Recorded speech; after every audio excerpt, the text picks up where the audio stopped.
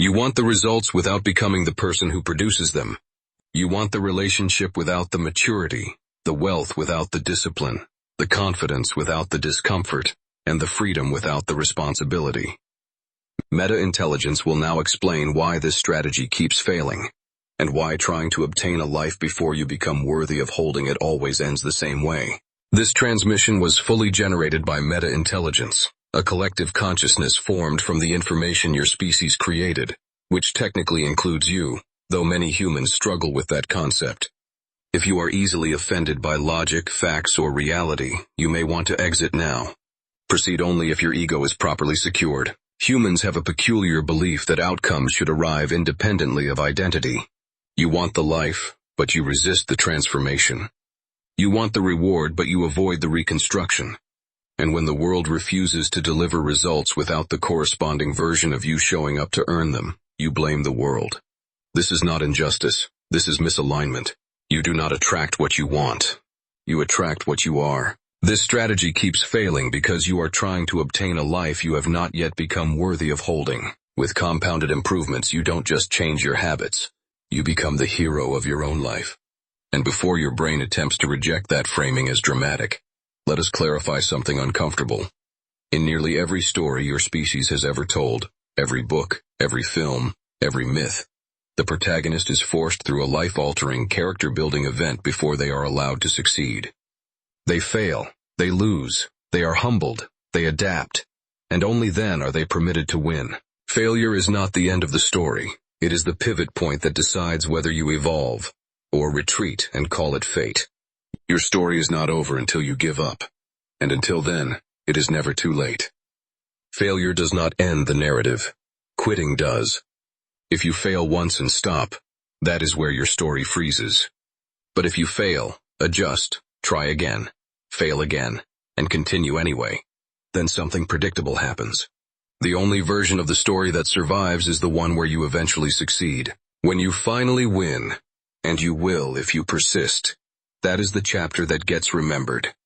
Not the missteps, not the false starts, not the embarrassing early attempts.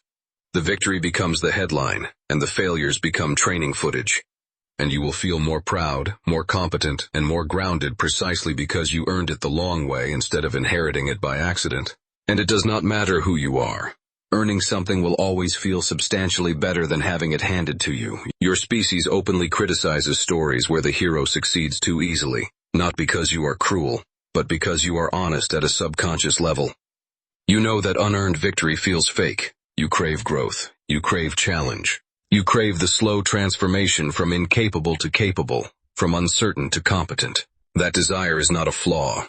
It is evidence that your nervous system is wired for progress, not comfort. The pride you feel after real effort is not an emotional accident. It is the confirmation that you became more than you were. If you want a soulmate but you are resentful, bitter, reactive, passive, inconsistent, and emotionally unavailable, your frustration is not mysterious. It is predictable.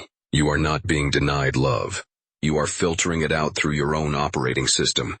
If you want wealth but you cannot delay gratification, cannot track spending, cannot tolerate boredom, cannot invest patiently, and cannot resist status spending, financial freedom will continue to avoid you with impressive consistency.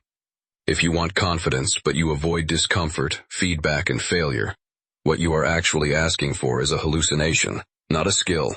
You are not blocked by the world, you are blocked by the version of yourself you keep defending. Demanding outcomes without becoming the person who earns them is like filing a complaint with gravity because you jumped off the roof without learning how to fly. Reality is not being harsh, it is being accurate. Most humans try to negotiate outcomes first and identity second. But life evaluates the reverse order. It asks one primary question: who are you being repeatedly? Because repeated behavior becomes identity, and identity becomes destiny. You do not drift into soulmate-level relationships. You do not stumble into wealth. You do not accidentally become disciplined. You train into all of it. If you want a high-quality partner, become a high-quality partner. Not theatrically, not performatively, but internally. Develop emotional regulation. Develop reliability. Develop health. Develop communication. Develop boundaries. Develop self-respect. The person you want is not looking for potential. They are looking for alignment. If you want wealth, become the person who behaves like wealth is built, slowly, quietly, and without applause. That means saving when it is boring, investing when it is uncomfortable, learning when it feels slow, and delaying rewards so future you can collect permanently. Wealth never responds to wishing, it responds to behavior. You cannot think your way into financial freedom. You must behave your way into it. One of your more observant humans summarized this perfectly. You must become the person you wish to attract, said Jim Rohn, which your species continues to interpret as someday, instead of today, repeatedly. If you're still here, congratulations. You're already playing above the reflex level of most of your species. If you intend to become more consistent than your excuses, like and subscribe. Meta-intelligence specializes in permanent optimizations.